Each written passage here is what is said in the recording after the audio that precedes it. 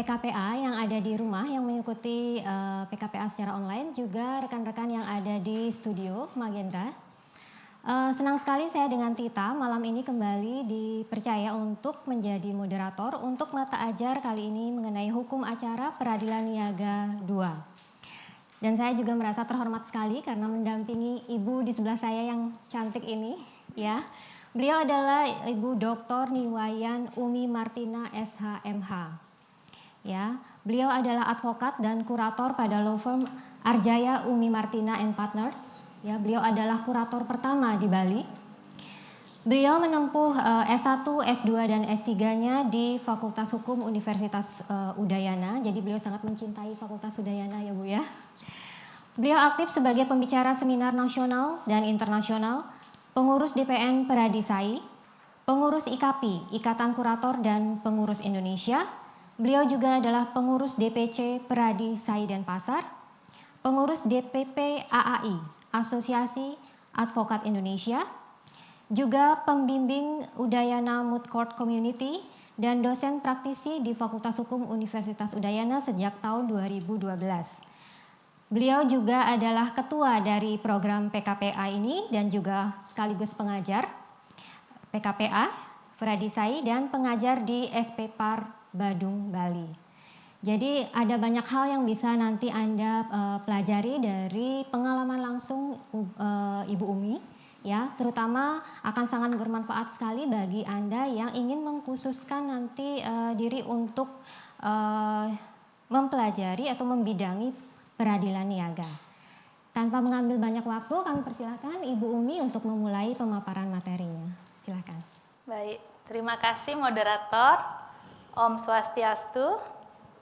Assalamualaikum warahmatullahi wabarakatuh. Salam sejahtera untuk kita semua. Namo Buddhaya. Salam kebajikan. Berbahagia sekali seperti diperkenalkan oleh moderator saya yang cantik, yang manis dan imut. Mbak siapa Mbak? Tita. Mbak Tita. Nah, senang sekali. Beli aplaus dulu untuk moderator kami. Baik, rekan-rekan peserta PKPA, saya panggil rekan-rekan ya, karena sebentar lagi rekan-rekan akan menjadi advokat. Nah, tidak banyak wajah yang saya kenali, tapi pasti akan kenal nantinya kalau sudah menjadi advokat dan menjadi rekan, menjadi anggota DPC Peradi Suara Advokat Indonesia. Nah, berbahagia sekali pada sore hari ini kita bisa. Saya bukan ngajar ya, ini sebenarnya penyampaian materi ini adalah sharing knowledge dan sharing experience.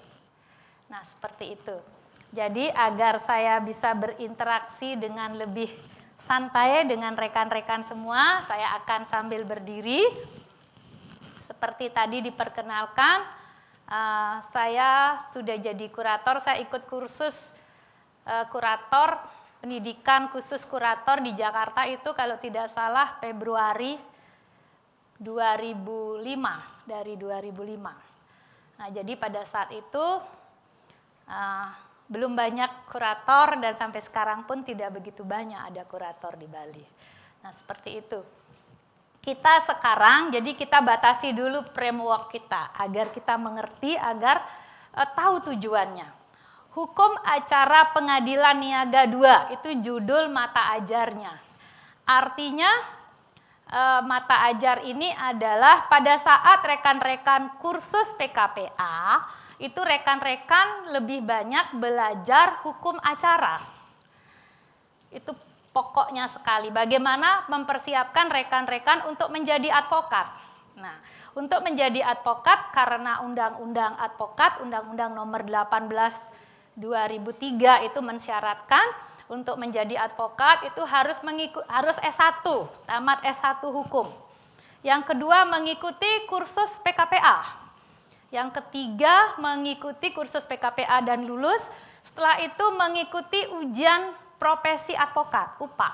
Setelah itu ada magang 2 tahun, setelah itu ada penyumpahan dan pengangkatan oleh organisasi Peradi Suara Advokat Indonesia. Jadi itu langkah dan stepnya. Jadi rekan-rekan sekarang yang ikut PKPA itu bisa nanti akan menjadi advokat. Tapi ada juga yang kursus PKPA, terutama yang muda-muda, bukan untuk menjadi advokat, tapi menjadi legal perusahaan. Jadi untuk bekerja untuk nanti tes Cakim, tes jaksa, itu biasanya kalau menyertakan, melampirkan sertifikat kekhususan PKPA, itu juga membantu pada saat tes dan membantu kelulusan. Nah, seperti itu. Nah, kita belajar di sini, kita sharing knowledge masalah hukum acara pengadilan niaga. Jadi pertama-tama saya akan sampaikan dulu hukum acara pengadilan niaga. Hukum acara pengadilan niaga itu itu menyangkut masalah hukum acara kepailitan, hukum acara PKPU, dan hukum acara hak atas kekayaan intelektual. Itu ada gugatan masalah hak cipta, merek, paten, sirkuit tata letak sirkuit terpadu, ada indikasi geografis, ada rahasia dagang. Nah, seperti itu, sengketa-sengketa seperti itu. Itu ada undang-undang khusus. Nah, khusus di PKPA kali ini materi yang diberikan adalah yang paling sulit dan populer, itu materi hukum acara kepailitan. Nah, hukum acara kepailitan itu dasar hukumnya. Nah, saya harus belajar menggunakan apa ini namanya, Dek? Ya, alat ini ya. Maklum saja, kami lahir bukan di zaman-zaman seperti ini, tapi kami bersyukur melihat semua zaman. Jadi kami harus bisa mengikuti zaman ini. Nah, hukum acara pengadilan niaga, khususnya hukum acara kepailitan, itu dasar hukumnya. Nanti masalah materi bisa dibaca ya. Nanti saya jelaskan, mungkin penjelasannya tidak runtun seperti itu. Sekarang ke kepailitan, sekarang ke PKPU, karena seperti itu. Dasar hukumnya adalah Undang-Undang nomor 37 tahun 2004 tentang kepailitan dan PKPU yang kita biasa sebutkan sebagai UUK, Undang-Undang Kepailitan. Nah, di mana kalau kita menyatakan undang-undang harus juga disebutkan Lembaran Negara Republik Indonesia tahun 2004 nomor 131 dan tambahan Lembaran Negara Republik Indonesia nomor 4443. Undang-undang kepailitan adalah rumahnya, asalnya itu adalah Undang-Undang Hukum Perdata dan Undang-Undang Hukum Acara Perdata. Nah, saya jelaskan sedikit, mungkin tadi dosen pengajar terdahulu Bapak Dr. Marwanto, dosen saya juga, beliau sudah menjelaskan tentang teori-teori tentang kepailitan dan PKPU. Saya akan lebih banyak sharing tentang hukum acaranya. Nah, seperti itu. Jadi undang-undang kepailitan ini rumahnya di hukum perdata. Bagi peserta PKPA rekan-rekan yang tamat S1 sebelum tahun 2004 termasuk saya, itu kita belum belajar hukum kepailitan, belum masuk di kurikulum. Pada saat saya kuliah S1, hukum kepailitan ini masuk diajarkan di hukum dagang. Nah, dasar hukum kepailitan adalah itu kalau dulu sebelum tahun 2004 itu Pailismen Perordening di Statblad 1905 dan ada diatur juga di Statblad 1906. Nah, jadi seperti itu, dia rumahnya hukum perdata. Jadi hukum kepailitan adalah lex spesialis daripada hukum perdata. Jadi apabila di dalam undang-undang kepailitan tidak diatur, maka dia akan lari ke hukum perdata dan hukum acara perdata. Itu yang perlu rekan-rekan kenali, ketahui. Nah, seperti itu. Itu hukum perdata dan hukum kepailitan. Nah, undang-undang kepailitan itu menganut beberapa asas yang paling perlu rekan-rekan ketahui untuk dalam praktek, yang paling penting harus diingat adalah undang-undang kepailitan menganut asas integrasi. Asas integrasi itu artinya hukum acara, hukum formal, dan hukum materialnya diatur dalam satu undang-undang. Nah, jadi bagaimana kalau rekan-rekan nanti belajar, kalau rekan-rekan mempunyai klien untuk minta dibantu untuk mengajukan permohonan pilot atau permohonan PKPU, yang pertama harus dimiliki adalah Kitab Undang-Undang Hukum Kepailitan, UUK. Disinilah dibaca. Nah, seperti itu. Undang-Undang Kepailitan. Nah, sekarang konsep kepailitan. Nah, kepailitan tadi sudah dijelaskan, di sini konsepnya. Kepailitan adalah sita umum atas semua kekayaan debitur pilot yang pengurusan dan pemberesannya dilakukan oleh kurator di bawah pengawasan hakim pengawas, sebagaimana diatur dalam undang-undang ini. Itu konsep kepailitan. Nah, bagaimana nanti, siapa? Di sini konsep kepailitan adalah sita umum. Sita umum terhadap apa? Terhadap harta debitur pilot. Siapa yang dapat dimohonkan pilot? Siapa saja yang bisa menjadi debitur pilot? Itu pertanyaan berikutnya. Nah, di undang-undang nanti rekan-rekan bisa baca ya di sini. Itu debitur, pihak siapa saja yang punya kewenangan atau kompetensi untuk mengajukan permohonan pilot. Yang punya kewenangan untuk mengajukan permohonan pilot adalah debitur dan kreditur. Nah, siapa saja debitur dan kreditur itu? Ada orang pribadi maupun badan hukum. Nah, itu yang perlu diketahui. Nah, debitur itu siapa? Debitur adalah orang yang mempunyai kewajiban, orang yang mempunyai hutang dan wajib membayar hutang. Apabila tidak dipenuhi atau tidak dibayar, dapat dimohonkan pelunasannya melalui pengadilan. Itu debitur. Kreditur itu siapa? Kreditur adalah orang yang punya tagihan, orang yang punya hutang, di mana dia punya hak untuk menagih pelunasannya melalui proses pengadilan. Gitu. Jadi kalau kita belajar membaca undang-undang harus mengerti konsep, tidak harus mengerti, kita mungkin, apalagi saya sudah berumur, saya tidak mampu menghafal undang-undang. Artinya pasal ini, pasal, tidak semua hafal. Tidak harus hafal. Kita tahu konsepnya, kita cari di undang-undangnya. Konsepnya harus tahu. Terus apa objek, apa dasar yang dijadikan objek permohonan? Itu objeknya hutang. Apa itu hutang? Undang-undang kepailitan menganut konsep hutang dalam arti luas. Hutang itu segala kewajiban yang dapat dinilai dengan uang atau diuangkan yang timbul dari perjanjian maupun kontijen, perjanjian maupun undang-undang maupun kontijen yang pelunasannya dapat dimintakan melalui pengadilan. Nah, seperti itu, utang dalam arti luas. Jadi undang-undang kepailitan ini mengatur konsep utang dalam arti luas. Jadi kalau rekan-rekan nanti akan memohon pilot, siapa yang bisa sebagai pemohon? Nah, karena di undang-undang kepailitan itu diatur, permohonan pilot wajib, pemohon pilot dan termohon pilot wajib didampingi oleh advokat. Itu diatur dalam pasal 7.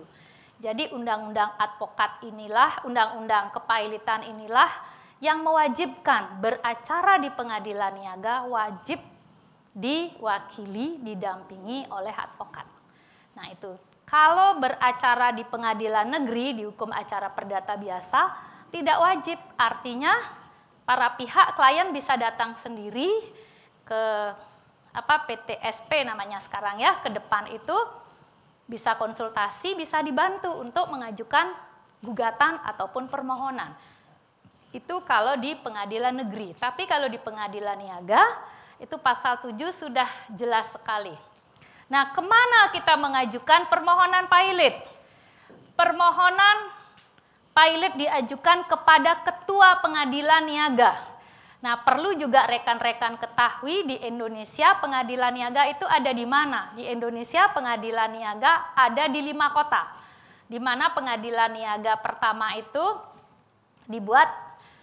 dibentuk berdasarkan Perpu nomor 1 tahun 98. Itu pasal 285 kalau tidak salah, dibentuklah Pengadilan Niaga Jakarta Pusat pada Pengadilan Negeri Jakarta Pusat. Jadi pengadilan niaga itu ada 5, 1 di Jakarta Pusat, 2 pengadilan niaga Surabaya, 3 pengadilan niaga Semarang, 4 pengadilan niaga Medan, 5 pengadilan niaga Makassar. Itu kompetensi absolutnya. Nah, rekan-rekan perlu belajar. Kenapa kalau nanti rekan-rekan jadi lawyer, rekan-rekan bisa semangat, bisa lebih mudah. Karena kita ditantang untuk belajar terus. Jadi kita belajar, kita mengingat-ingat lagi pelajaran kita S1. Itu pelajarannya kompetensi absolut untuk mengajukan permohonan pilot dan PKPU itu ke pengadilan niaga. Mengenai kompetensi relatif, itu pembagian wilayah hukum. Permohonan pilot diajukan kemana? Permohonan pilot diajukan pada pengadilan niaga di mana wilayah hukum termohon pilot atau termohon PKPU. Wilayah hukumnya di mana? Kalau PT perusahaan ataupun orang pribadi yang dimohonkan pilot itu domisili hukumnya di Bali, itu pengadilan kompetensi relatifnya adalah diajukan permohonan pilot di Pengadilan Niaga Surabaya. Tetapi meskipun perusahaannya beralamat di Bali, operasional di Bali, tetapi apabila berdasarkan akte pendirian perusahaan, ternyata perusahaan tersebut berkedudukan, adalah sebuah perseroan terbatas yang berkedudukan. Itu yang menunjukkan kompetensi relatif. Apabila perusahaannya meskipun operasional di Bali, tapi kedudukan hukum perusahaan tersebut di Jakarta, maka apabila rekan-rekan nanti mau mengajukan permohonan pilot ataupun PKPU, diajukanlah ke Pengadilan Niaga Jakarta Pusat. Nah, jadi seperti itu. Nanti bisa bertanya ya, mungkin saya nggak begitu banyak. Nah, setelah diajukan, bagaimana cara mengajukan permohonan pilot? Permohonan pilot diajukan kepada Ketua Pengadilan Niaga. Di wilayah hukum termohon pilot. Siapa saja yang bisa mengajukan permohonan pilot? Permohonan pilot bisa diajukan diajukan secara sukarela oleh debitur. Baik itu pribadi maupun perusahaan, tetapi ada persyaratannya. Sekarang kalau tidak salah saya baca itu ada SEMA, Surat Edaran Mahkamah Agung. Di SEMA Surat Edaran Ketua Mahkamah Agung untuk permohonan pilot orang pribadi maupun badan hukum itu banyak sekali persyaratan yang harus dipenuhi. Banyak sekali. Nanti bisa dicek SEMA-nya. Nah, yang bisa memohon pilot, rekan-rekan bisa mendampingi debitur, juga bisa dimohonkan pilot oleh para kreditur atau kreditur. Nah, seperti itu. Jadi, dalam undang-undang kepailitan yang punya kewenangan, yang punya legal standing, yang mempunyai kapasitas hukum untuk mengajukan permohonan pilot, baik itu debitur secara volunteer maupun kreditur. Nah, itu yang perlu rekan-rekan ketahui. Nah, di sini nanti bagaimana? Ini cepat. Permohonan pilot, itu putusan pilot itu 60 hari sejak permohonan pilot didaftarkan di Pengadilan Niaga. Hakim Pengadilan Niaga wajib memutus permohonan apakah dikabulkan permohonan pilot atau ditolak. Nah, apabila permohonan pilot diajukan oleh kreditur, maka debitur bisa menangkis permohonan pilot tersebut dengan mengajukan PKPU seperti tadi diajarkan, di-sharing oleh Pak Dr. Marwanto. Nah, mengajukan permohonan PKPU. Bagaimana permohonan PKPU itu? Apabila debitur diajukan pilot oleh kreditur dan debitur menangkisnya dengan PKPU, sehingga hakim apabila ada permohonan pilot dan ada permohonan PKPU, hakim akan memutus permohonan, akan memeriksa dan memutus permohonan PKPU terlebih dahulu. Jadi permohonannya pilot, putusannya PKPU nanti. Nah, apabila PKPU itu PKPU diatur dari pasal 222, 222 sampai 300 sekian. Nanti bisa dibuka di undang-undangnya. Apabila debitur menangkis dengan PKPU, debitur wajib membuat rencana perdamaian. Jadi yang membuktikan nanti di pengadilan pemohon PKPU. Jadi kalau rekan-rekan mengajukan permohonan pilot, mendampingi atau mewakili klien mengajukan permohonan pilot, termohon pilot mengajukan PKPU, itu beban pembuktiannya kepada pemohon PKPU. Nah, jadi seperti itu. Agak ribet ya, nggak usah dipikir. Nanti seperti ini, kalau rekan-rekan nanti ada orang, ada klien datang, bisa nggak bantu saya? Bisa, meskipun rekan-rekan tidak bisa atau belum bisa, bisa. Rekan-rekan bikin janji dengan saya, rekan-rekan itu namanya associate, itu perlunya organisasi. Ya, nanti berapa ada fee konsultasi, ada lawyer fee, kita berdiskusi, kita partner. Makanya saya di sini senang sekali mengajar karena rekan-rekan ini nantinya bukan saja akan menjadi kompetitor saya, tetapi rekan-rekan juga akan menjadi tim kerja saya, akan menjadi pemohon pilot dan menunjuk saya jadi kuratornya. Nah, tapi belum tentu saya mau karena ada batasan. Seorang kurator itu hanya bisa menangani 3 perkara. Apabila 3 perkara belum selesai, nggak boleh nambah lagi. Nah, seperti saya sudah menangani 2 perkara, udah uyang-uyang. Seperti itu. Jadi, permohonan pilot itu kadang-kadang nggak ribet, tapi tidak usah takut. Nanti rekan-rekan itu perlunya associate. Kalau tidak bisa, cari yang bisa. Nah, seperti itu ya, bisa nanti berdiskusi lebih serius, kita hubungannya bisnis.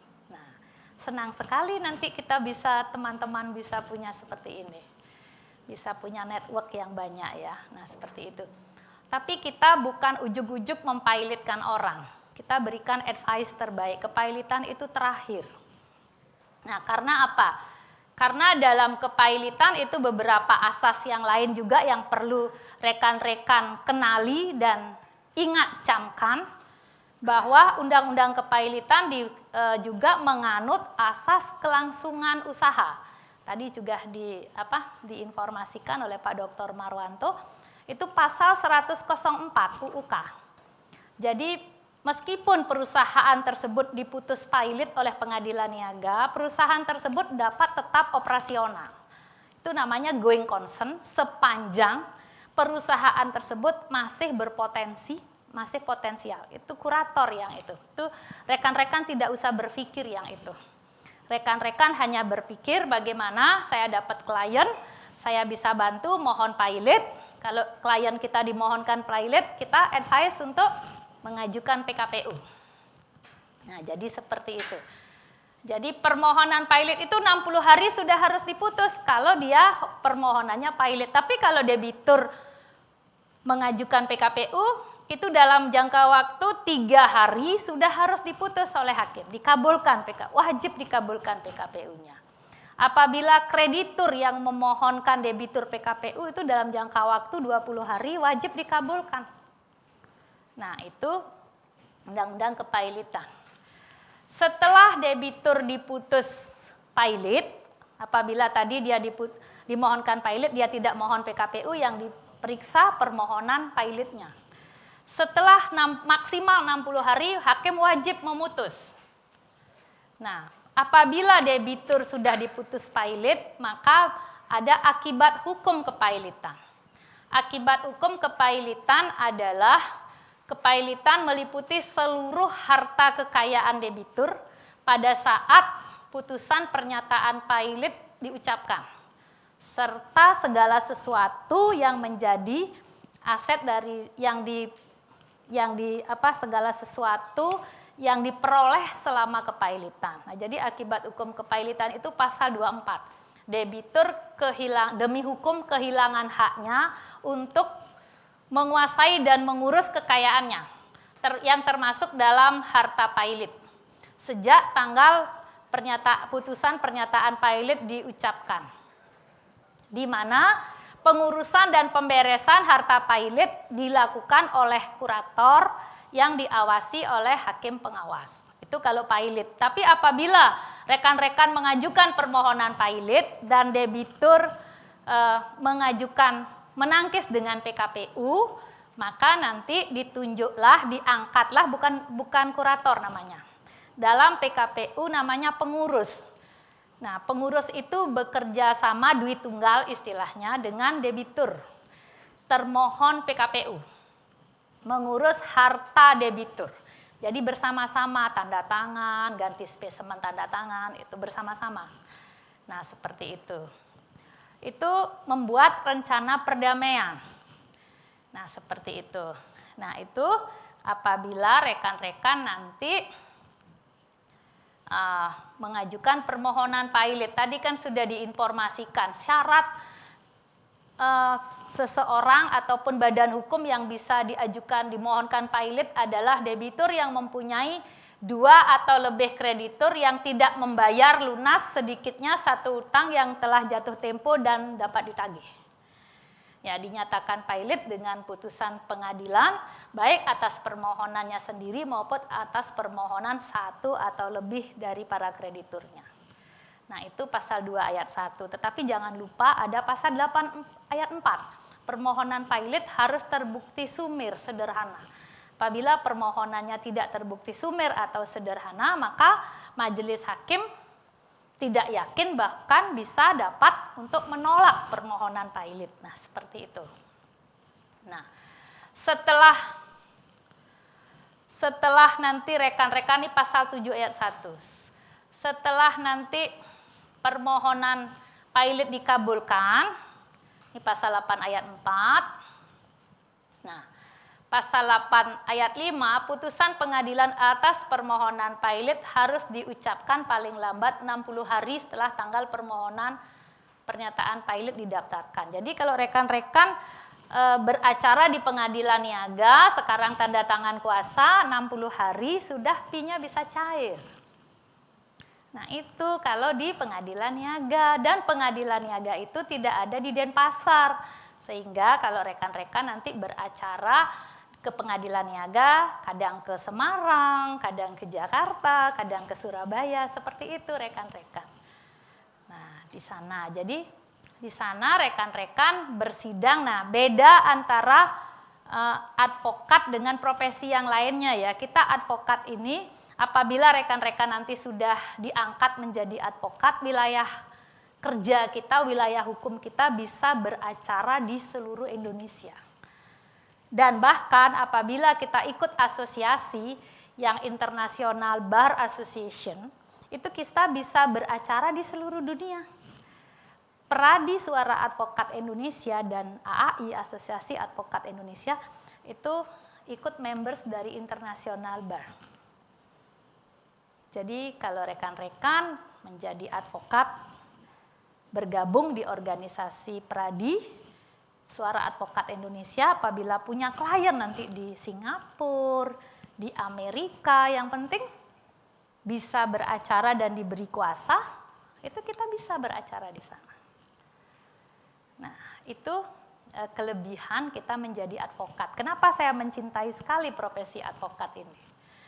Nah, itu rekan-rekan ya. Itu pasal 8 ayat 5. Nah, putusan atas permohonan pernyataan Pilate sebagaimana dimaksud pada ayat 6 yang memuat secara lengkap pertimbangan hukum yang mendasari putusan tersebut harus diucapkan dalam sidang terbuka untuk umum. Ini biasa, standar. Nah, pasal 11 ayat 1, upaya hukum. Nah, apabila putusan Pilate, upaya hukum yang dapat diajukan terhadap putusan Pilate tidak ada banding. Yang ada upaya hukum biasa dan upaya hukum luar biasa. Upaya hukum biasanya adalah mengajukan kasasi ke Mahkamah Agung. Tapi waktunya singkat rekan-rekan. Waktunya 8 hari sejak putusan diucapkan. itu juga rekan-rekan perlu saya kasih tips. Hukum acara pengadilan niaga berbeda dengan hukum acara perdata biasa di pengadilan negeri. Karena ada pengalaman kalau ada rekan kami advokat di Denpasar yang tidak paham dan tidak mengerti betul pada saat itu tentang hukum acara kepailitan pengadilan niaga karena beliau mendampingi kliennya mendapat panggilan sidang, relas panggilan sidang ke pengadilan niaga. Kliennya datang, Pak bisa bantu enggak saya untuk sidang ke pengadilan niaga? Ah ini baru panggilan pertama, enggak usah datang. Di pengadilan niaga apabila termohon pilot sudah dipanggil secara patut dan tidak hadir ke persidangan, hakim dapat memutus pilot dengan segala akibat hukumnya tanpa hadirnya termohon. Itu bisa diperstek. Beda dengan di pengadilan negeri ada panggilan kedua, ketiga. Kalau di pengadilan niaga tidak seperti itu. Dan putusannya juga setelah diputus pilot, itu kalau mau kasasi itu 8 hari waktunya. Dan jangan lupa Jaksa Agung juga mempunyai kewenangan untuk memohon kasasi demi kepentingan hukum, demi kepentingan umum. Nah misalnya ada debitur pilot di mana para krediturnya adalah banyak sekali yang dirugikan, utangnya banyak kepada masyarakat luas ataupun kepada negara. Sehingga itu Jaksa Agung meskipun para pihak tidak mengajukan kasasi, Jaksa Agung dapat mengajukan permohonan kasasi ke Mahkamah Agung. Tapi selama ini belum pernah dilakukan ya, kewenangan tersebut belum pernah dilakukan oleh Jaksa Agung. Semoga nanti keluarga besar Kejaksaan Agung bisa menonton, bisa melihat nanti pemaparan kami mulai tersentuh untuk melakukan itu untuk penyelamatan ekonomi dan penyelamatan kepada masyarakat. Nah seperti itu. Upaya hukum yang lain, ini pasal 11 ayat 1 dan ayat 2.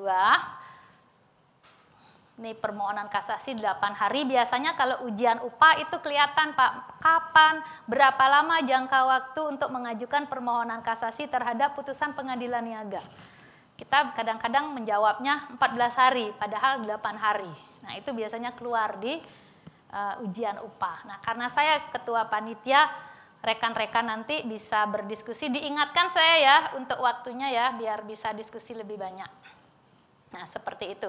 Upaya hukum yang kedua adalah upaya hukum luar biasa. Diatur dalam pasal 14 ayat 1 yaitu terhadap putusan permohonan pilot yang telah mempunyai kekuatan hukum tetap dapat diajukan peninjauan kembali ke Mahkamah Agung. Diatur dalam pasal 295 ayat 2, permohonan peninjauan kembali dapat diajukan apabila setelah perkara diputus ditemukan bukti baru yang bersifat menentukan. Artinya novum baru dan dalam putusan terdapat kekeliruan yang nyata. Jadi apabila terdapat bukti baru, novum baru itu waktunya 180 hari sejak novum baru ditemukan maksimal. Apabila dalam putusan yang bersangkutan terdapat kekeliruan yang nyata atau kekilapan hakim, itu 30 hari wajib mengajukan PK. Siapa yang dapat mengajukan PK? Para pihak. Nah, seperti itu.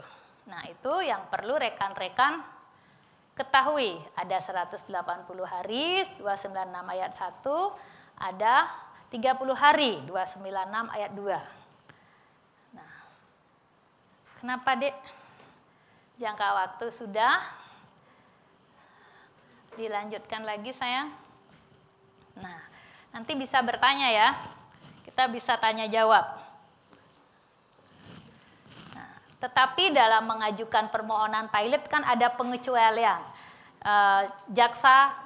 Kejaksaan dapat mengajukan permohonan pilot apabila demi kepentingan umum, itu pasal 2 ayat 2. Pasal 2 ayat 3 juga apabila debiturnya bank, perusahaan perbankan itu yang mempunyai kompetensi untuk mengajukan adalah Bank Indonesia. Dan karena sekarang kewenangan Bank Indonesia itu diambil alih oleh OJK, itu OJK yang dapat mengajukan permohonan pilot terhadap bank. Tapi sampai saat ini belum pernah terjadi permohonan pilot yang diajukan oleh bank maupun OJK. Nah juga ada kewenangan berikutnya apabila perusahaannya adalah bursa efek, lembaga-lembaga efek di sana yang di bursa efek itu yang mempunyai kewenangan untuk mengajukan permohonan pilot dan PKPU itu adalah Bapepam, pasar modal. Nah, juga kalau ada perusahaan asuransi, reasuransi dan BUMN yang bergerak untuk kepentingan publik, itu yang dapat mengajukan permohonan pilot adalah Menteri Keuangan. Tapi belum ada juga.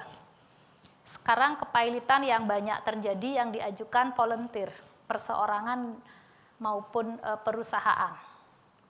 Nah, seperti itu. Jadi itu yang perlu rekan-rekan kenali, ketahui seperti itu. Sudah slide terakhir, sudah sampai upaya hukum. Nah, sekarang rekan-rekan bisa berdiskusi dengan saya. Sambil berdiskusi, nanti saya akan menjawab semua pertanyaan yang bisa saya jawab. Karena kalau saya mengajar PKPA biasanya ada saja pertanyaan yang tidak harus saya jawab. Karena pertanyaan itu adalah case. Saya tahu mana pertanyaan case, mana pertanyaan titipan, mana yang pertanyaan yang perlu kita diskusikan dan kita jawab. Oke, silahkan mulai bertanya. Saya serahkan untuk sesi tanya jawab Ibu moderator yang silahkan. Baik, untuk sesi tanya jawab kita akan persilahkan untuk rekan-rekan yang ada di sini terlebih dahulu. Silahkan. Terima kasih. Kenalin, nama saya Purnamawati. Selamat malam untuk Ibu yang cantik. Selamat malam, Om Swastiastu. Saya sendiri pernah mengalami, Bu. Ini pengalaman langsung ini. Ya. Mungkin Ibu pernah mendengar PT Balikon. Ya. Saya pun ikut di dalamnya, ikut berinvestasi lah, kita nggak tahu waktu itu. Terus suatu saat saya membeli rumah pemilik dari karyawan Balikon. Pemilik karyawan Balikon, bukan aset Balikon. Setelah itu pada tahun 2011, saya beli tahun 2010, 2011, PT Balikon itu dikatakan pilot. Ada namanya Ibu Manurung sebagai kurator. Iya. Setelah itu saya kan tidak tahu kalau PT ini pilot karena banyak masyarakat Bali yang dirugikan sampai ke Polda, sampai apa macam-macam lah, Bu. Yeah.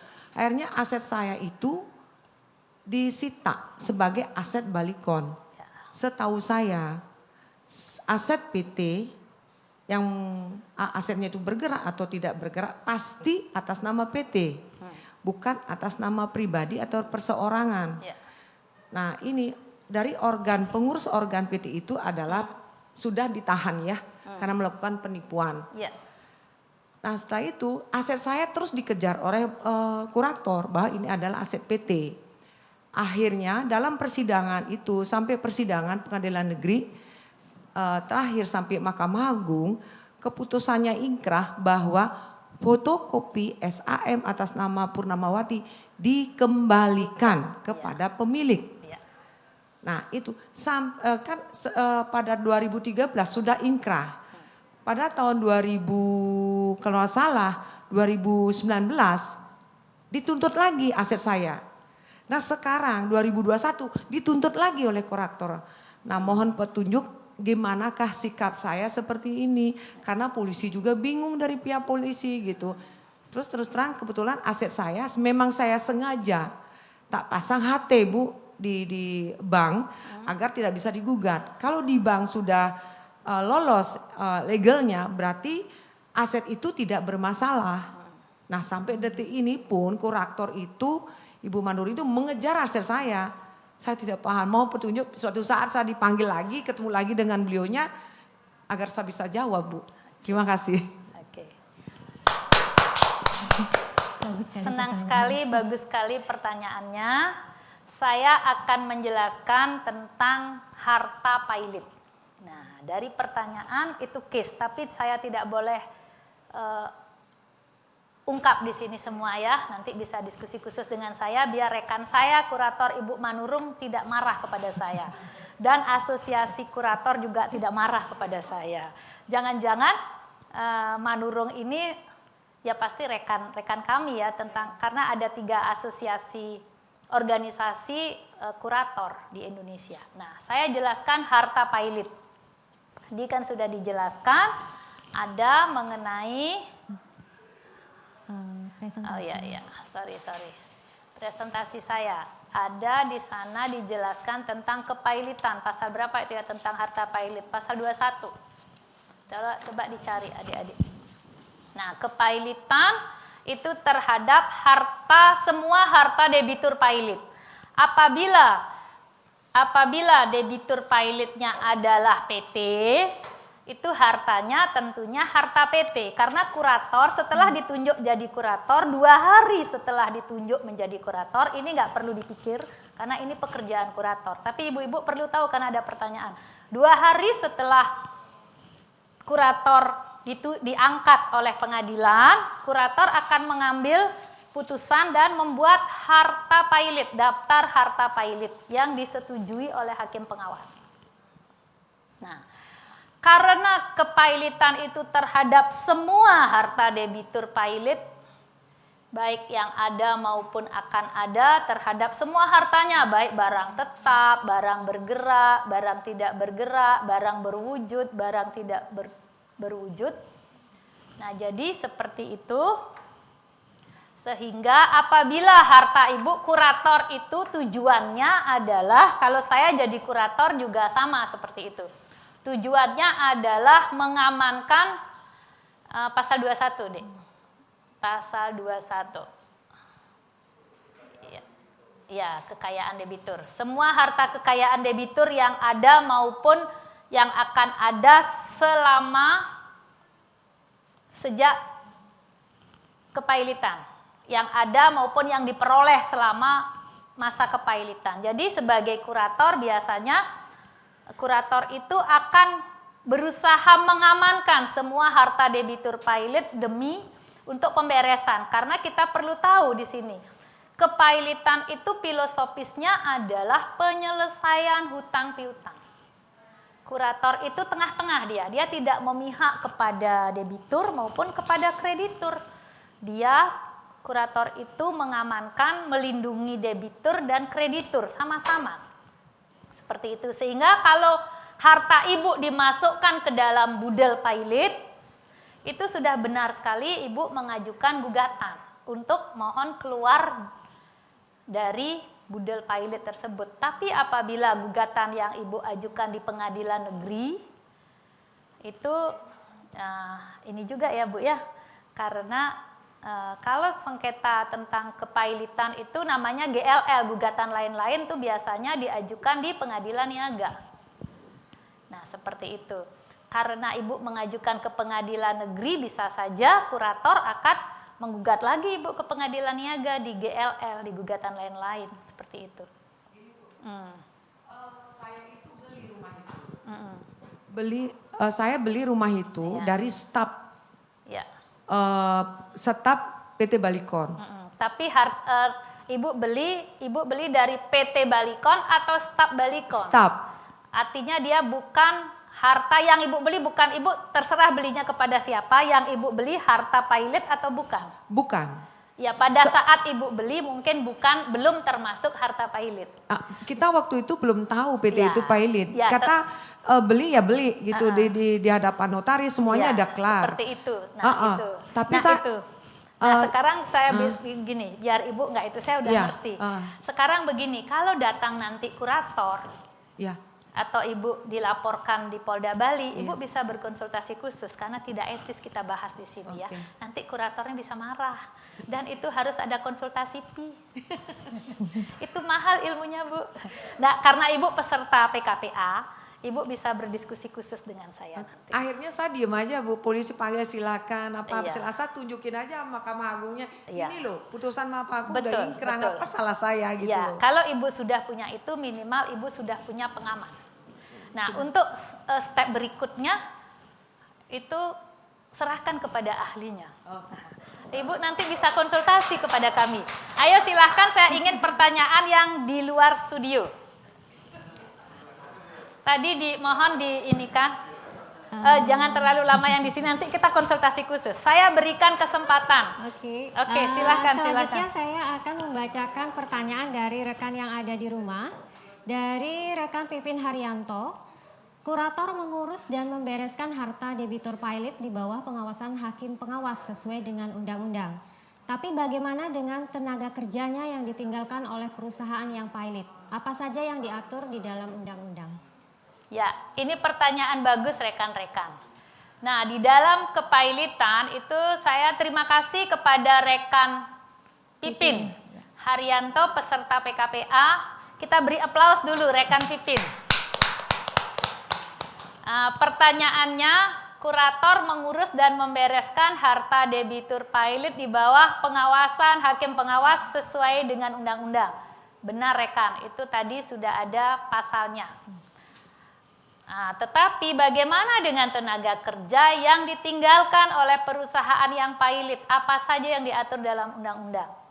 Nah, di dalam kepailitan, apabila debitur yang pilot itu mempunyai tenaga kerja, itu kurator wajib mendata tenaga kerja tersebut. Nah, dalam kepailitan itu ada penggolongan kreditur. Itu ada 3 penggolongan kreditur. Satu ada namanya kreditur preferen. Kreditur yang diutamakan karena undang-undang. Ya, siapa saja yang tergolong dalam kreditur preferen? Kreditur preferen ini adalah pajak dan tenaga kerja. Pajak karena diatur oleh Undang-Undang Pajak dan tenaga kerja karena diatur oleh Undang-Undang Ketenagakerjaan. Jangan lupa sekarang ini karena Undang-Undang Ketenagakerjaan juga diatur di dalam Undang-Undang Cipta Kerja, Undang-Undang nomor 11 kalau nggak salah ya, Undang-Undang nomor 11 tahun 2020. Jadi di sana dasar hukum pengaturannya. Bagaimana dengan tenaga kerja? Tenaga kerja, hutang gaji itu masuk kepada, itu didaftarkan, diverifikasi oleh kurator sebagai kreditur preferen. Sedangkan hutang pesangon atau hutang untuk PHK-nya nanti itu masuk dalam kreditur konkuren. Nah, golongan pertama kreditur separatis, kreditur preferen, golongan kedua namanya kreditur separatis, kreditur pemegang hak jaminan kebendaan. Misalnya ada hak tanggungan, hak gadai, hak fidusia, itu hak hipotek, itu termasuk preferen, biasanya bank. Itu sebagai kreditur separatis. Saya kok ngaco sekali ya, mungkin kurang minum. Mohon maaf. Penggolongan ketiga adalah kreditur konkuren. Kreditur yang tidak memegang jaminan hak kebendaan, kreditur konkuren. Nah, jadi kalau utang tenaga kerja, itu utang gajinya masuk ke kreditur preferen. Kalau nanti tenaga kerja tersebut di PHK karena apabila kepailitan berakhir dengan pemberesan dan perusahaan pilot tersebut dibubarkan oleh kurator, maka tenaga kerja dapat di PHK oleh kurator. Itu 45 hari sebelum PHK itu ada proses yang harus dilakukan oleh kurator. Nah, biasanya kurator akan memverifikasi dan bersurat kepada Disnaker kabupaten maupun provinsi dan ke serikat pekerja. Nah, seperti itu. Nah, itu jawaban saya kepada rekan Haryanto. Nah, jadi rekan-rekan di sini apabila nanti ada kepailitan banyak sekali dibutuhkan advokat. Para kreditur butuh advokat, tenaga kerja juga butuh advokat. Jadi seperti itu. Ya, sekarang bisa dilanjutkan kepada rekan-rekan yang di studio. Siapa yang mau bertanya lagi? Berdiri ya, Dek ya. Baik, terima kasih atas waktunya. Perkenalkan, nama saya Monik. Jadi begini Bu, saya ingin bertanya, misalnya ada suatu debitur, dia ini developer properti, kemudian dia tidak, katakanlah dia tidak mampu melakukan kewajibannya dengan baik, sehingga dia harus mengembalikan uang yang dia telah disetorkan oleh beberapa orang yang sudah ini, anggaplah ada 5 orang. Kemudian setelah dia membuat perjanjian utang piutang untuk mengembalikan, anggaplah dia tidak menepati kewajibannya juga. Kemudian hanya dari 5 orang tersebut, anggaplah hanya 2 sampai 3 orang yang mengajukan kepailitan. Lalu bagaimana nasib dengan sisanya ini Bu? Apakah bisa juga setelah aset dari developer ini dipegang oleh kurator, apakah bisa 2 orang tersebut mengajukan kepailitan lagi atau bagaimana Bu? Terima kasih. Oke. Terima kasih. Namanya siapa tadi, Dek? Monik. Monik. Iya. Ya, beri aplaus dulu kepada rekan Monik. Bagus sekali pertanyaannya. Nah, sekarang kita sama-sama saya akan jelaskan tentang permohonan pailit. Nah, permohonan pailit, debitur yang dimohonkan pailit itu bukan saja debitur yang tidak mampu membayar, tetapi debitur yang tidak mau membayar. Meskipun dia mampu, tapi dia nggak mau bayar utang. Sepanjang memenuhi kriteria pasal 2 ayat 1, debitur itu mempunyai minimal 2 utang, salah satu hutangnya sudah jatuh tempo dan dapat ditagih, dapat dimohonkan pailit. Jadi kalau seperti pertanyaan rekan tadi, apabila ada 5 orang yang mempunyai tagihan, 3 orang mengajukan permohonan pailit. Apabila debiturnya sudah dimohon pailit, siapa saja yang mempunyai tagihan dapat mendaftarkan tagihannya dan nanti kurator akan membereskan, akan membayar tagihan tersebut pada masa pemberesan. Atau apabila kepailitan berakhir dengan perdamaian, dia juga mendapat kewajibannya dibayarkan, dicicil atau seperti apa sesuai dengan perdamaian yang disepakati, yang dihomologasi. Seperti tadi Bapak Dr. Marwanto jelaskan. Puas Adik? Ya, terima kasih. Silahkan tepuk tangan. Dilanjutkan lagi. Kita melanjutkan membacakan pertanyaan dari rekan online, yaitu dari rekan Rian Soma. Perusahaan memiliki hutang sesuai dengan ketentuan minimal 2 kreditor, namun nilai aset perusahaan lebih kecil daripada hutangnya. Dengan keadaan seperti itu, apakah perusahaan bisa mengajukan pailit? Terima kasih. Moderator, beri aplaus dulu kepada moderator cantik saya. Oke, rekan Rian Soma. Nah, pertanyaannya, perusahaan memiliki hutang sesuai dengan ketentuan minimal 2 kreditur. Namun, nilai aset perusahaan lebih kecil daripada hutangnya. Dengan keadaan seperti itu, apakah perusahaan bisa mengajukan permohonan pailit? Nah, jawabannya, apakah perusahaan bisa mengajukan permohonan pailit? Jawabannya bisa, apabila dia memenuhi ketentuan minimal 2 kreditur. Dan masalah dia diputus atau tidak, apabila kriteria persyaratan pasal 2 ayat 1 dan pasal 8 ayat 4 dipenuhi, itu maka hakim dapat mengabulkan permohonan pailit yang diajukan oleh pemohon. Nah, apabila aset perusahaan lebih kecil daripada hutangnya, itu berlakulah pasal 1132 KUH Perdata. Nah, kepailitan ini sumbernya kan dasar hukumnya 1131 KUH Perdata dan 1132. Apabila jumlah aset daripada debitur lebih kecil daripada hutangnya, untuk menghindari daripada untuk melindungi debitur juga agar hutangnya bisa selesai semuanya, apabila asetnya lebih kecil, apabila dia tidak mohon pailit, jadi siapa kreditur yang lebih dahulu mengambil asetnya dia yang dapat, yang lain tidak dapat, yang belakangan. Atau siapa yang kreditur lebih kuat, yang kreditur lebih lemah tidak dapat. Sehingga untuk melindungi para kreditur, jadi lembaga kepailitan ini fungsinya seperti itu, melindungi kreditur, hak-hak kreditur terjamin. Dan debitur juga dilindungi, jangan sampai digugat terus. Sekarang digugat oleh kreditur A, diputus, lagi kreditur B, diputus lagi kreditur C. Jadi seperti itu. Itulah lembaga kepailitan. mengenai kalau asetnya lebih kecil itu pembagiannya sesuai dengan pada saat pemberesan.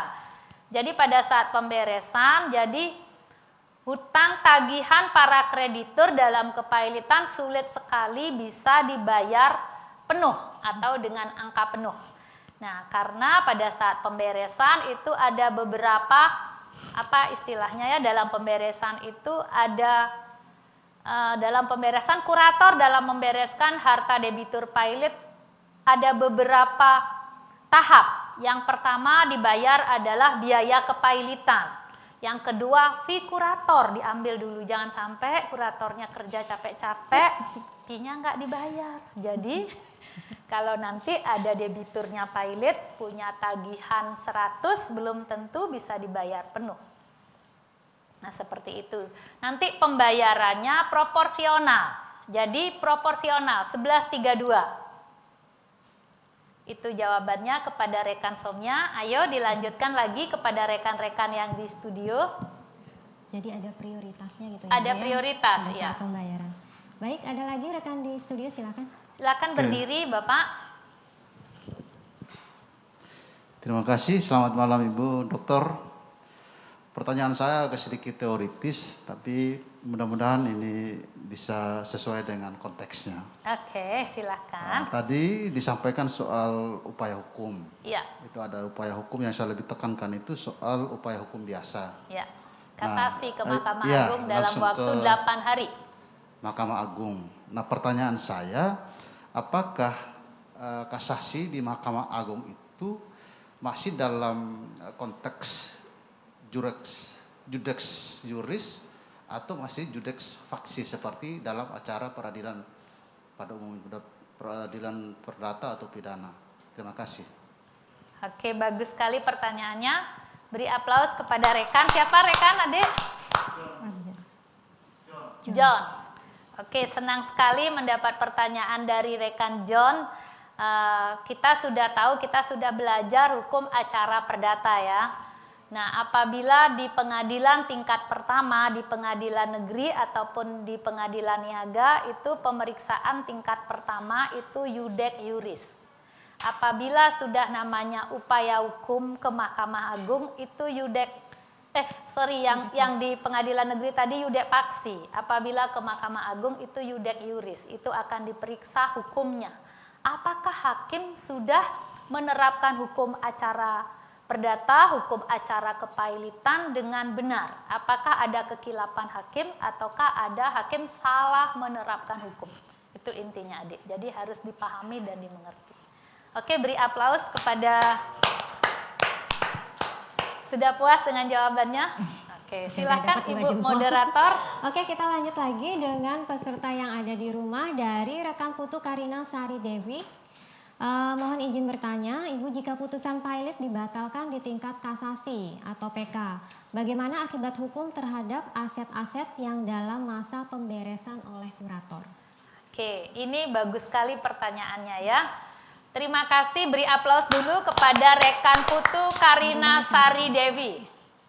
Nah, mohon izin bertanya, silahkan dengan senang hati. Jika putusan pailit dibatalkan di tingkat kasasi atau PK, bagaimana akibat hukum terhadap aset-aset yang dalam masa pemberesan oleh kurator? Nah, ini ada pasal 16.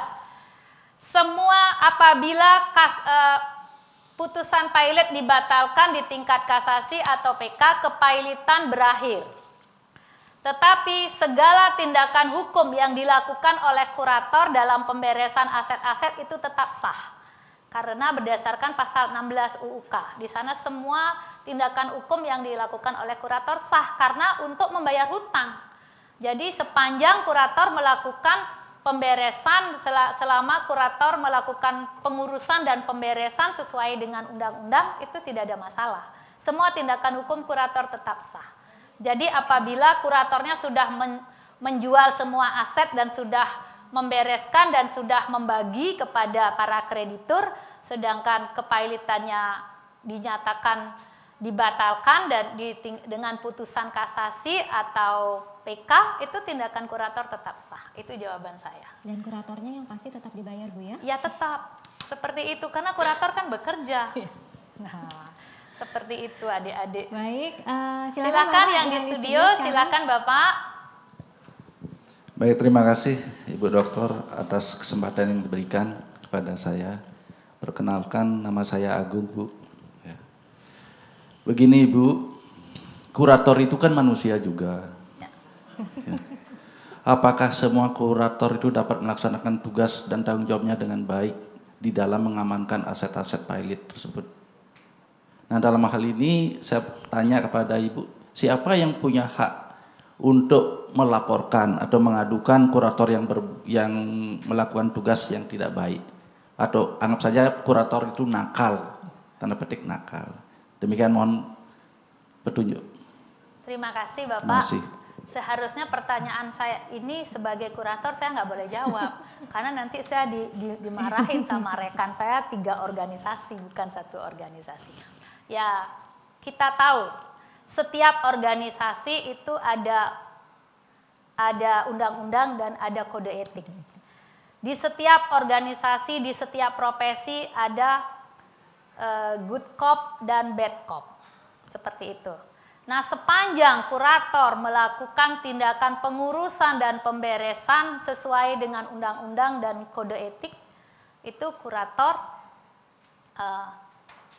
dapat diadukan, tetapi pengaduannya tidak akan dapat dibuktikan. Siapa yang dapat mengadukan? Pihak yang merasa dirugikan dapat mengadukan kurator, tetapi untuk membuktikan itu agak sulit, karena kurator itu biasanya karena seseorang kalau sampai menjadi kurator itu tentu dia sudah tahu, sudah melewati semua proses prosedur untuk menjadi kurator, dan mereka sudah tahu apa yang harus dilakukan, apa yang terbaik, apa yang tidak boleh dilakukan. Jadi kurator itu berpotensi dilaporkan, tetapi laporannya itu sulit untuk terbukti. Ada rekan kami sebagai kurator yang pernah dikriminalisasi, akhirnya dibela oleh rekan-rekan para advokat, akhirnya bebas di Pengadilan Niaga Surabaya. Jadi memang kurator biasanya melakukan tugas berdasarkan undang-undang. Nah, jadi namanya manusia, tentu benar salah itu dikembalikan kepada pribadi masing-masing. Tanggung jawab pribadi, tanggung jawab profesi dan tanggung jawab pribadi, dan juga tanggung jawab kepada Tuhan. Kalau kita bekerja kan bukan hanya kepada diri sendiri ya, kepada Tuhan juga kita bertanggung jawab. Jadi seperti itu Pak, siapa saja yang dapat mengadukan? Pihak yang merasa dirugikan dapat mengadukan. Itu jawaban saya, tidak saya jelaskan secara detail agar saya tidak dikeroyok oleh teman-teman saya. Silahkan. Baik. Selanjutnya mungkin tadi saya lihat masih ada beberapa pertanyaan. Ada pertanyaan yang lagi? dari rekan di rumah? Itu udah yang tadi ya? Ya. Oke. Mungkin yang dari studio karena Studio waktu kita masih ada. banyak, masih ada. Nanti kalau waktunya masih kita bisa berdiskusi masalah bukan masalah ya, kita bisa berdiskusi bagaimana tip and trik untuk lulus ujian UPA. Nah, itu kayaknya menarik. Itu menarik ya, karena ketua panitia ya boleh membahas itu. Silakan, ada pertanyaan atau sudah tidak sabar ingin mendapatkan? Ini yang baru? Oke, ada pertanyaan baru. Ada pertanyaan baru lagi. Dari rekan Pipin Haryanto. Bagaimana prosedurnya untuk menjadi kurator? Mohon penjelasannya. Kayaknya karena tadi disebutkan kurator masih sedikit kan Bu, dan hanya boleh mengurus 3 kasus saja. Jadi sepertinya kurator adalah salah satu jabatan atau posisi yang menarik. Oke. Ya. Bagaimana menjadi kurator itu ada di pasal 69 dan pasal 70 UUK. Kurator itu, untuk menjadi kurator itu ada persyaratannya.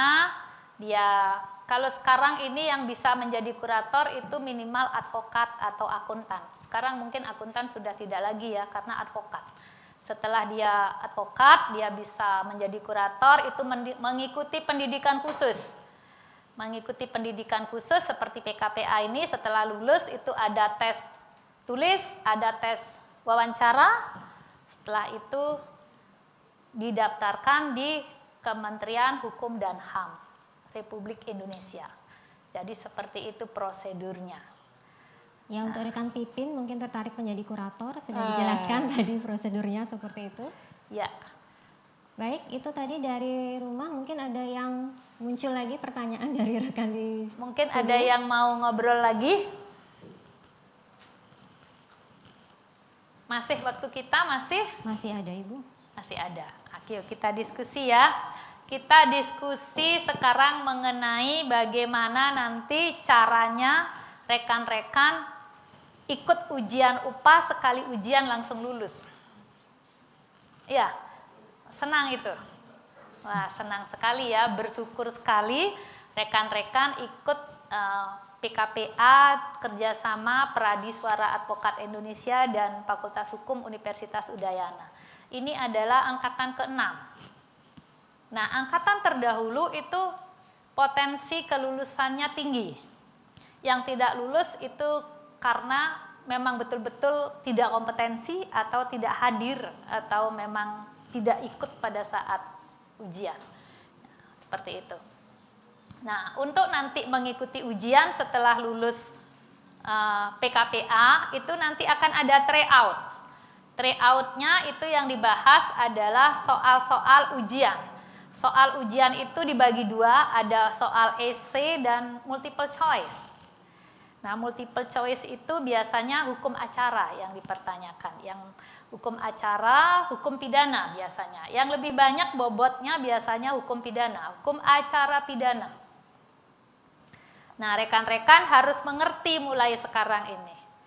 Nah, mulai dari awal sudah belajar sampai saat ini, itu nanti ujiannya multiple choice. Dan nanti ujian untuk bisa lulus itu minimal rekan-rekan harus belajar menulis surat kuasa dan gugatan perdata. Belajar menulis. Karena biasanya kita sudah dimanjakan dengan komputer. Seperti ini terus sehingga kita lupa menulis. Belajar menulis artinya tulisan rekan-rekan membuat surat kuasa dan membuat gugatan itu waktunya pas. Dan tulisan rekan-rekan bisa dibaca oleh tim penilai nanti. Jangan sampai tulisannya bagus sekali sehingga tidak terbaca. Gitu ya. Ya. Nah, seperti itu. Itu tip dari kami. Dan kalau mau ujian UPA itu kan ada aturan nanti rekan-rekan ya. Misalnya ditentukan karena ada pengalaman anak kami sendiri itu terlambat datang ikut ujian. Akhirnya dia tidak lulus karena terlambat. Jadi seperti itu. Jadi karena ada aturan, misalnya 30 menit sebelum ujian sudah ada di ruangan. Ya, ikuti ada di ruangan. Dilarang meninggalkan ruang ujian, tempat ujian. Ya, berusaha sebelum ujian kalau mau ke toilet dulu. Dilarang membunyikan, menghidupkan HP, HP-nya di silent, dimatikan. Seperti itu. Dilarang nyontek atau bertanya. Kalau ada orang nyontek, mau bertanya nggak usah dijawab, nggak usah dilayani, anggap tidak dengar. Agar rekan-rekan lulus, seperti itu. Nah, itu tips-tipsnya. Misalnya disyaratkan pakai baju putih, pakai dasi, ikuti. Nah, seperti itu. Karena rekan-rekan nanti yang dinilai bukan saja kemampuan, tetapi attitude juga menjadi penilaian. Ada absensi, ada sikap pada saat mengikuti ujian. Nah, di sini juga nanti rekan-rekan setelah lulus itu rekan-rekan akan ada penyumpahan di Pengadilan Tinggi Denpasar apabila rekan-rekan disumpah di Bali. Karena tidak menutup kemungkinan PKPA di Denpasar, ujian UPA di Denpasar, penyumpahannya bisa di luar. Di seluruh pengadilan tinggi di negara Republik Indonesia. Nah, seperti itulah peluang rekan-rekan nanti untuk menjadi advokat. Jadi seperti itu. Jadi rekan-rekan berbahagia sekali kalau nanti rekan-rekan bisa lulus, kemudian bisa menjadi advokat yang baik. Biasanya setiap angkatan selalu ada yang ada yang jadi advokat yang top gitu biasanya. Ada aja dari setiap angkatan. Nah, seperti itu. Jadi senang sekali kalau nanti. Nah, ini ada pertanyaan lagi. Ini ada satu tambahan pertanyaan Ya. dari rekan Karina. Iya. Mohon izin bertanya kembali Ibu, apakah bisa permohonan pilot itu dicabut? Nah, ini rekan Karina Sari Devi. Mohon izin Ibu, apakah bisa permohonan pilot tersebut dicabut? Jawabannya bisa. Dan kami pernah ada seperti itu, pencabutan permohonan pilot. Siapa yang berhak mencabut permohonan pilot? Itu adalah pemohon. Nah, yang berhak mencabut pemohon. Jadi seperti itu jawabannya.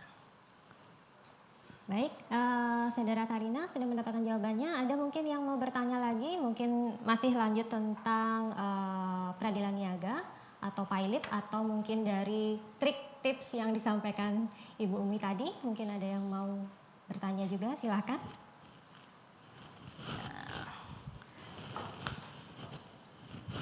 Yang di rumah biasanya pertanyaannya serem-serem biasanya.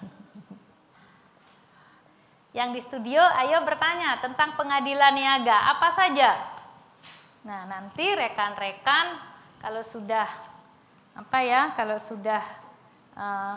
praktek, itu rekan-rekan harus punya undang-undang.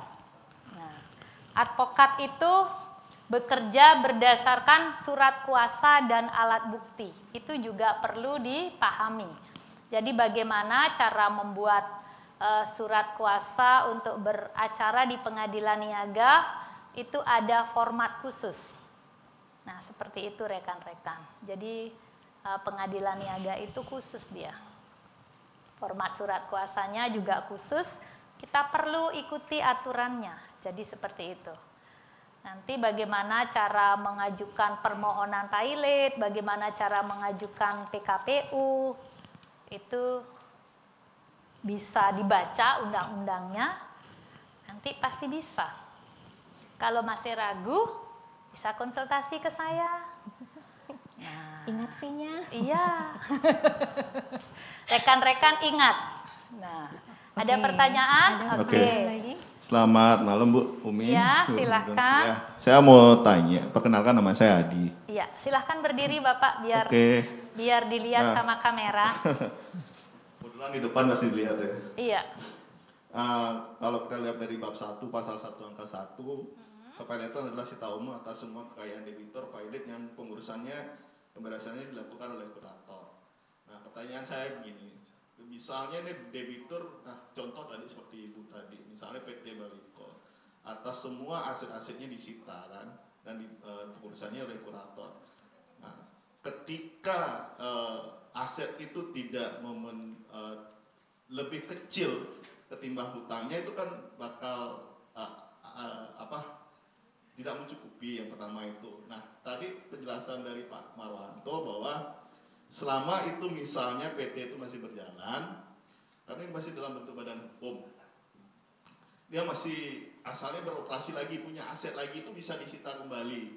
Pertanyaan saya adalah ketika aset itu misalnya, ketika PT tersebut misalnya, Kesini. PT tersebut misalnya dibubarkan, kemudian orang-orang tersebut kembali membuat PT baru. Apakah itu juga bisa dimohonkan untuk, nah PT baru ini berkembang sehingga punya aset baru gitu.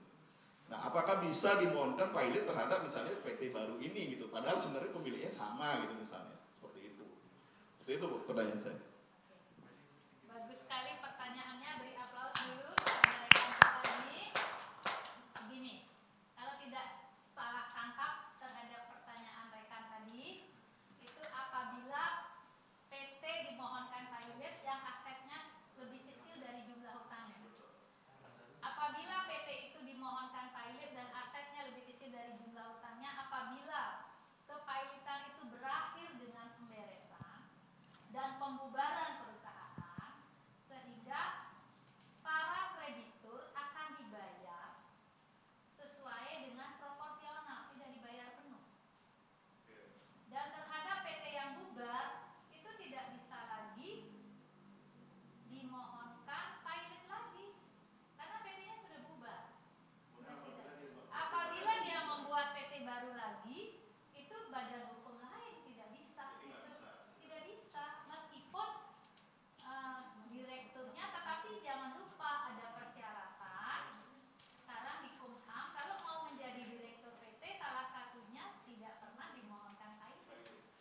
surat keterangan itu. Jadi kalau rekan-rekan yang menjadi direktur PT, apabila dimohonkan pilot itu resikonya besar sekali. Tidak bisa jadi direktur PT, tidak bisa jadi direktur bank atau BPR. Banyak sekali yang mensyaratkan tidak pernah dimohonkan pilot. Bahkan untuk jadi caleg, untuk jadi kepala daerah itu kalau mau mendaftarkan diri, hak politik juga agak dibatasi kalau sudah pernah menjadi debitur pilot. Dan bahkan ada wacana di kemudian hari nanti itu KTP para mantan debitur pilot itu akan dikasih kode pernah pilot. Jadi seperti itu. Nah, jadi pilot itu mati secara ekonomi. Karena begitu dia dinyatakan pilot, dia tidak akan mencari kredit lagi susah. Dia hanya bisa menjadi pemegang saham. Tidak mungkin bisa menjadi direktur ataupun komisaris kalau dia membentuk PT baru. Jadi seperti itu Bapak. Jangan khawatir. Oke. Ada lagi rekan yang dari rumah, rekan Pariani Ena. Memohon info Ibu untuk referensi buku yang bisa Ibu rekomendasikan, mungkin yang terkait tentang lebih jauh lagi tentang peradilan niaga dan kepailitan. Oke, kepada Mbak Pariani Ena, mengenai referensi buku itu banyak sekali yang bisa kita pegang karena sekarang banyak sekali ada tulisan-tulisan itu yang sering saya baca dan banyak digunakan itu bukunya Dr. Hadi Suban tentang hukum kepailitan. Juga ada bukunya dari tim penguji saya ya, siapa ya? Samsudin Manan Sinaga. Itu juga ada rekan saya yang sudah almarhum itu tentang kurator. Siapa ya namanya ya? Aduh, bapaknya sih itu. Anaknya 2 kurator. Itu juga bukunya bagus. Dan banyak juga buku-buku tentang kepailitan. Hukum acara kepailitan. Nah, seperti itu. Oke. Banyak buku. Yang paling populer itu bukunya Dr. Hadi Suban. Oke, ada pertanyaan lain lagi? Baik, rekan di studio, ada yang masih mau bertanya? Kita masih ada 5 menit. Masih ada 5 menit, kita bisa bertanya, kita bisa tanya jawab. Senang sekali ya, kalau nanti rekan-rekan menjadi advokat atau sekarang rekan-rekan bertemu dengan kurator. Jadi rekan-rekan bisa lihat, oh kalau lawyer yang jadi kurator itu tampilannya seperti ini. Karena ada kode etik khusus kurator. Bahkan kami waktu pendidikan kurator itu banyak sekali kode etik. Nggak boleh inilah, nggak boleh makan di sinilah, nggak boleh inilah. Gulap ini dibatasi, ini dibatasi. Jadi seperti itu. Jadi untuk jadi kurator itu ya ada pendidikan khusus dan ada kode etik. Dan kita juga ada associate di sana, juga ada organisasi. Itu kalau jadi kurator wajib aktif dalam organisasi. Jadi kalau rekan-rekan jadi advokat biasanya jadi di organisasi tidak begitu aktif itu tidak bermasalah ya sepanjang kewajiban semua dilakukan. Tapi kalau menjadi kurator itu memang diwajibkan, undang-undangnya bilang begitu. Nah, jadi harus aktif. Aktif itu artinya apa? Di kurator itu ada pendidikan berkelanjutan. Jadi kalau kita akan memperpanjang izin praktek kurator itu ada pendidikan berkelanjutan. Kita ikut pendidikan. Misalnya tentang pajak, tentang perbankan, tentang sita, jadi seperti itu. Jadi rekan-rekan kalau mau jadi kurator atau berpraktek sebagai advokat di pengadilan niaga harus mengerti semua hukum bisnis. Misalnya perjanjiannya itu dia pinjam kredit di bank, kita harus mengerti undang-undang hak tanggungan, harus mengerti hukum perbankan, harus mengerti hukum perjanjian. Jadi seperti itu. Misalnya budel pilotnya bukan saja tanah atau benda tetap, tapi ada fidusia, ada hak atas kekayaan intelektual, ada benda berwujud dan tidak berwujud, ya kita harus mengerti. Ada saham, kita harus mengerti hukum pasar modal. ada transaksi, ada rekeningnya, ada rekening dengan mata uang Indonesia maupun dengan mata uang asing. Jadi seperti itu. Nah, ini ada lagi. Mungkin ini yang terakhir dari rekan Linda Antari dari peserta online. Mohon izin bertanya Ibu, apakah ada perlindungan hukum bagi kurator yang sedang membereskan harta pilot? Mohon penjelasannya Ibu. Baik, terima kasih rekan Linda Antari. Ini pertanyaannya bagus. Mohon izin bertanya Ibu, apakah ada perlindungan hukum bagi kurator yang sedang membereskan harta pilot? Mohon penjelasannya Ibu. Terima kasih rekan Linda. Jawabannya ada, perlindungan hukum bagi kurator pada saat mengurus dan membereskan harta pilot itu satu, undang-undang kepailitan. Yang kedua, putusan pengadilan niaga yang mengangkat kurator tersebut. Ketiga, penetapan hakim pengawas, itu perlindungan hukumnya. Dan keempat, ya hukum yang secara umum, hukum perdata, hukum pidana, itu semua juga sepanjang kurator bekerja sesuai dengan aturan hukum dan kode etik. Jadi seperti itu pasti ada perlindungan hukumnya. Ya. Baik, karena waktunya juga sudah hampir habis ya. Kalau kita masih ajak mereka, kasihan. Kalau memang masih ada, mungkin Siapa satu pertanyaan yang mau lagi. bertanya Kalau lagi? misalnya yang rekan di studio masih ada pertanyaan, satu Ada pertanyaan yang tidak lagi. sabar ingin bertanya lagi. Ada yang punya unek-unek. Atau rekan yang di rumah, kita masih buka satu pertanyaan lagi. Yang di rumah, yang di luar studio, jangan bilang di rumah. Nanti dia di kafe dia nggak berani bertanya nanti. Yang di luar studio. Jadi yang di mana saja di luar studio. Nah, rekan-rekan senang ya kalau kita bertemu seperti ini, belajar lagi. Masih ada pertanyaan?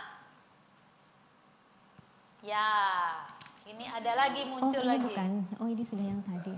Oh, Belum. silakan Pak. Silakan Bapak ya. Yang tadi juga nanti dijawab ya. Iya, silakan Bapak. Setelah kami selesai mengikuti kegiatan ini, Iya. apakah nantinya kami semua mendapat soft copy terkait dengan format-format untuk kami beracara? Itu aja. Terima kasih. Kalau soft copy untuk format beracara kami tidak menyediakan karena kami juga tidak punya soft copy-nya. Karena itu hak cipta, hak atas kekayaan intelektual, hak cipta masing-masing advokat. Nanti setelah Bapak Ibu rekan-rekan selesai ini bisa magang. Begitu magang, masing-masing advokat pendamping, itu yang menjadi advokat pendamping itu minimal advokat yang sudah berpraktek 7 tahun. Itu nanti di masing-masing law firm, itu nanti masing-masing law firm punya standar sendiri-sendiri. Jadi seperti itu seninya kalau jadi lawyer Bapak. Jadi kalau di Mahkamah Agung itu mereka tahu, di pengadilan negeri tahu, oh kalau seperti ini formatnya law firm-nya AUM. Kalau ini law firm-nya si ini WPA, seperti itu. Jadi ada ciri khas, unik. Dan kita sekarang ini kan sudah e-court Bapak. Nah jadi permohonan-permohonan langsung di-upload ke website Mahkamah Agung. Jadi seperti itu ya. Nah tadi ada pertanyaan tentang Omnibus Law. Coba dimunculkan tadi biar tidak kecewa nanti. Itu pertanyaan yang sesi sebelumnya. Oh sesi sebelumnya. Oh iya, tentang Omnibus Law. Mumpung ditanyakan saya akan bahas sedikit.